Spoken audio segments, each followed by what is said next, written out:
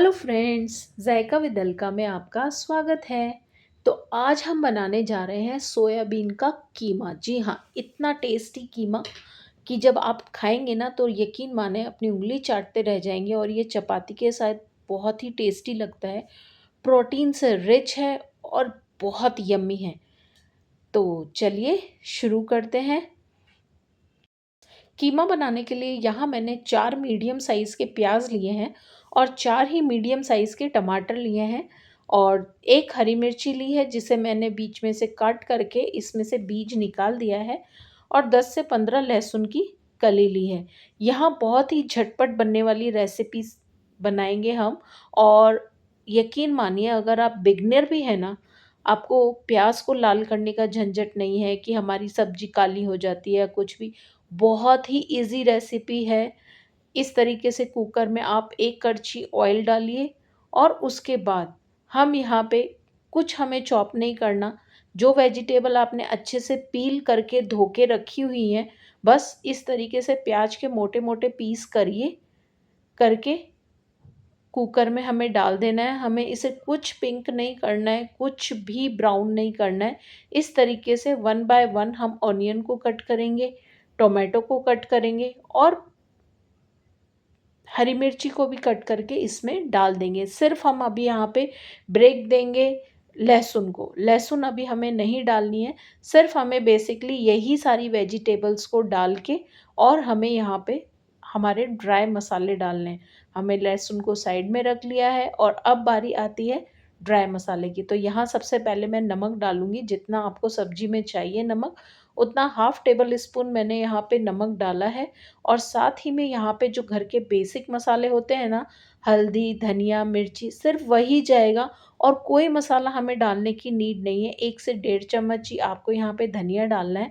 और मेरी red chilli थोड़ी तीखी है तो मैं हाफ़ टी स्पून डाल रही हूँ और हाफ़ टी स्पून मैंने यहाँ पे हल्दी डाली है। दोनों घर के पिसे मसाले हैं, तो मैं हाथ सँभल के डाल रही हूँ। आप मार्केट का ले रहे हैं तो प्लीज़ यहाँ पे थोड़ा अपने हिसाब से डाल लीजिएगा। तो सबसे पहले आपको तेज़ फ्लेम पे ना इस तरीके से मसाले डाल के 2 मिनट के लिए आपको हिलाना है, ताकि मसाले अच्छे से थोड़ा मिक्स हो जाएँ।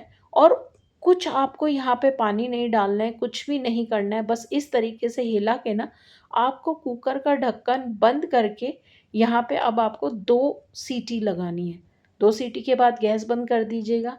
अब यहाँ पे मैंने एक पैन लिया है जिसके अंदर मैंने 1 से डेढ़ ग्लास ना पीने वाला पानी डाला है और साथ ही में अब यहाँ पे मैं इसमें नमक डालूँगी। वो मैंने हाफ़ टेबल स्पून डाला है। देखिए यहाँ पे नमक डाला है मैंने, जब कुकर में आपने देखा तो वहाँ पे भी हाफ़ टेबल स्पून डाला था और यहाँ पे भी हाफ़ टेबल स्पून डाला है।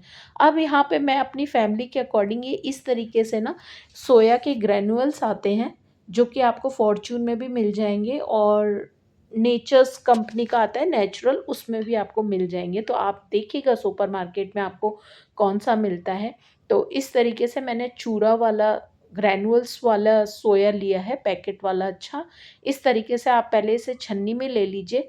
छन्नी में लेके थोड़ा-सा इसे छान लीजिए, अगर कुछ होगा तो वो वहीं पे निकल जाएगा। और इसे ना एक बार आप ड्रिंकिंग वाटर से वॉश कर लीजिएगा। तो यहाँ पे मैंने इसे अच्छे से वॉश कर लिया है और वॉश करने के बाद अब मैं वेट करूँगी कि पैन में पानी उबाला आना चाहिए। ये नमक वाला सॉल्टी वाटर है, मैंने नमक डाल दिया था। तो जैसे ही हल्के बुलबुले आने लगते हैं पानी में ना, तो मैं यहाँ पे ये सोया के कीमे को यहाँ पे डाल देती हूँ। देखिए ये इतना टेस्टी होता है ना, बट प्रोसेस आपको थोड़ा-सा ध्यान रख के बनाना पड़ेगा। अगर आप इसे डायरेक्ट यूज़ में लेंगे ना, तो थोड़ा कसैरापन, थोड़ा खारापन ना आपकी सब्ज़ी में आ जाएगा। तो प्लीज़ ये वाला प्रोसेस सोया के साथ ज़रूर कीजिए। अगर आप यहाँ पे वड़ी भी डाल रहे हैं ना, तो वड़ी के साथ भी यही सेम प्रोसेस होता है जो कि ग्रैन्युअल्स के साथ में होता है। तो अगर आप वड़ी बना रहे हैं तो इसमें आप थोड़ी-सी वड़ी भी डाल देंगे ना साबुत, तो और भी टेस्टी होगा। अब जब तक मेरे सोया अच्छे से एक उबाला आ गया है, थोड़ी देर मैंने स्लो पे छोड़ दिया है ताकि ये अच्छे से हो जाए और मैं थोड़ा हिलाती रहूँगी। अब यहाँ पे मैंने साइड में एक ना लहसुन के साथ में मैंने 2 काली मिर्च और 2 लौंग को अच्छे से कूट लिया है। प्लीज़ चॉप मत कीजिएगा, ये वाली सब्ज़ी में ना इस तरीके से कूटे हुए का फ्लेवर अलग आता है। अब यहाँ पे देखिए फूल के डबल से ट्रिपल क्वांटिटी में हो गया है। सोया के ग्रैन्युल्स और अच्छे से उबल गए। मैंने 5-7 मिनट इसे स्लो फ्लेम पे उबाला आने के बाद अच्छे से उबाल लिया था। तो अब मैं इसका सारा पानी निकाल के इस तरीके से छन्नी में रख दूँगी। तो यहाँ पे कुकर में से हवा निकल गई है और अच्छे से देखिए बिल्कुल पिंक नहीं थे ना, कैसे लग रहे थे? तो बस अब आपको कुछ नहीं करना है, इस तरीके से एक हैंड ब्लेंडर लेना है और इसे ना थोड़ा दरदरा-दरदरा आपको मैश करना है। ज़्यादा पूरा ना इसका पेस्ट मत बनाइएगा, हल्का-हल्का सा चला के इसे छोड़ दीजिएगा। तो इस तरीके से मैंने हल्का-हल्का इसको करके छोड़ दिया है और अब मैं इसे ना, अगर देखिए मुझे यहाँ पे शो करना है तो मैं एक कढ़ाई में इसे अच्छे से भून रही हूँ और आप चाहें ना तो ये प्रोसेस आप सीधा कुकर में भी कर सकते हैं। तो यहाँ आपको दिखाने के लिए मैंने ये पूरा पेस्ट को कढ़ाई में ट्रांसफ़र इस तरीके से कर लिया है। कढ़ाई में मैंने कोई अगेन ऑयल नहीं डाला है, कुछ भी नहीं डाला है, सिर्फ़ कुकर में से ट्रांसफ़र किया है सारे मटीरियल को कढ़ाई में। तो अब तेज़ फ्लेम करके ना आपको क्या करना है कि जैसे ही कुकर में से सारा आपका निकल जाए ना, तो आपको वेस्टेज कुछ भी नहीं करना है। कुकर में थोड़ा-सा पानी डालिए और उसे एक साइड में निकाल के रख दीजिए, वो भी हमारे काम में आएगा। तो बस अब गैस फ्लेम तेज़ कीजिए, कुछ भूनना नहीं है, डायरेक्ट आपने जैसे ही पेस्ट डाला ना, तो अदरक, लहसुन का जो पेस्ट था, वो हम यहाँ पे डाल देंगे और साथ ही में आपको इधर सोया ग्रैन्युल्स भी इसके साथ में ही डाल देना है। इन दोनों को साथ में ही हमें भूनना है, कोई अलग-अलग करने की नीड नहीं है। बस एक बार इस तरीके से मिक्स कीजिए लहसुन को और सोया ग्रैन्युल्स को भी इसी के अंदर आप शिफ्ट कर दीजिए। जैसे ही हमने यहाँ पे ट्रांसफ़र करेंगे ना, अब यहाँ पे हमारा मेन काम स्टार्ट होगा जो कि होगा भुनाई का। यहाँ पे हमें इसे बहुत अच्छी तरह भूनना है, सारा पानी इवैपोरेट हो जाना चाहिए और साथ के साथ में ही इसे भूनना भी बहुत अच्छी तरह चाहिए, ताकि जितने भी हमारे मसालों का फ्लेवर्स है ना, वो इस सोया के अंदर तक चला जाए। नहीं तो ये इसका ना, जब आप बाइट लेंगे तो क्या होता है ना, इसका थोड़ा खारा-खारा सा, कसैरा सा फ्लेवर होता है, जो कि बिल्कुल भी आपको अच्छा नहीं लगेगा और बच्चे भी थोड़ी चिड़चिड़ाहट करेंगे खाने में। पर आप इस तरीके से इसकी भुनाई अच्छी करेंगे ना, तो यकीन मानिए कोई नहीं बोल सकता कि ये आपने वेज सोया है, और जो नॉन-वेज लवर हैं, वो तो बिल्कुल ये बोलेंगे कि आपने तो नॉन-वेज ही बनाया है, नॉन-वेज कीमा बना है आज हमारे घर में। तो इस तरीके से बनाइएगा, ये प्रोटीन से भरपूर होता है।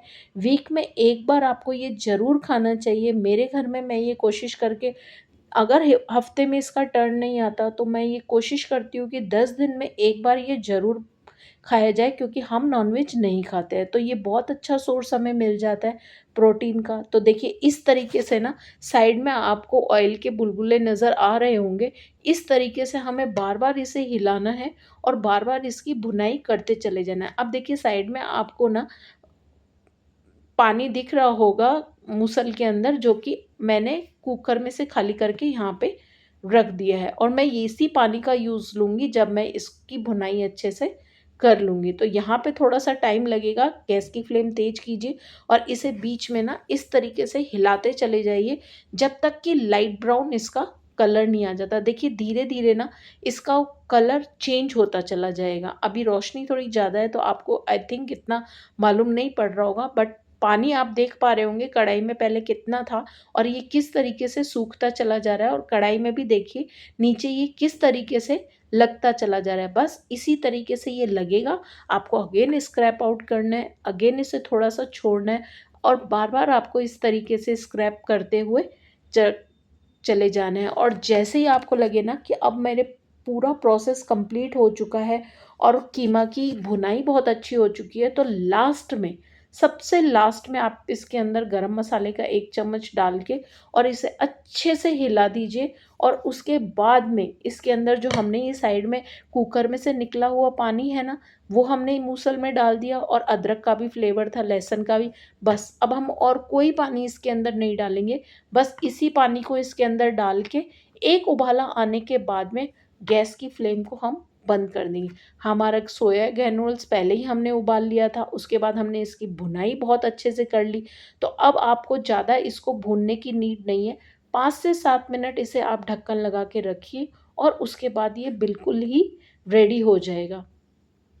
तो देखिए इस तरीके से मैंने साइडों से भी अच्छे से इसे छुड़ा लिया है और बस अब आप इसको 5 से 7 मिनट ढक्कन लगा के छोड़िए और ये बिल्कुल रेडी हो जाएगा, कोई वेट करने की नीड नहीं है। और इसे हम गार्निश करेंगे ना, तो धनिया के साथ गार्निश करेंगे। धनिया डालने से इसका फ्लेवर और भी बहुत टेस्टी हो जाता है।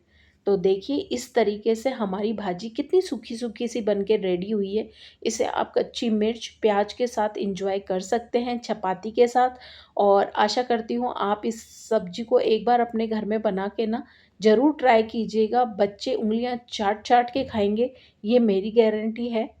तो अगर आज आपको मेरी रेसिपी पसंद आई है तो ज़ायका विद अलका हमें सब्सक्राइब कीजिए, लाइक कीजिए, शेयर कीजिए और फ़ेसबुक फॉलोवर्स जितने भी नॉन फॉलोवर्स हैं प्लीज़ हमें फ़ॉलो कीजिए। आपके एक सपोर्ट से हमें बहुत मोटिवेशन मिलता है कि हम इसी तरीके से नई-नई रेसिपी जो कि पुराने टाइम से चली आ रही हैं, वापस से अपने घरों में लेके आएँ और वेजिटेबल्स को बनाएँ।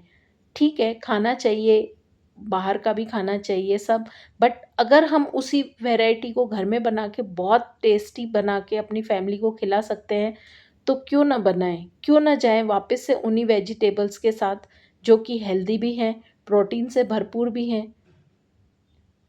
तो मिलेंगे फिर एक नई रेसिपी के साथ अगेन, तब तक के लिए बाय।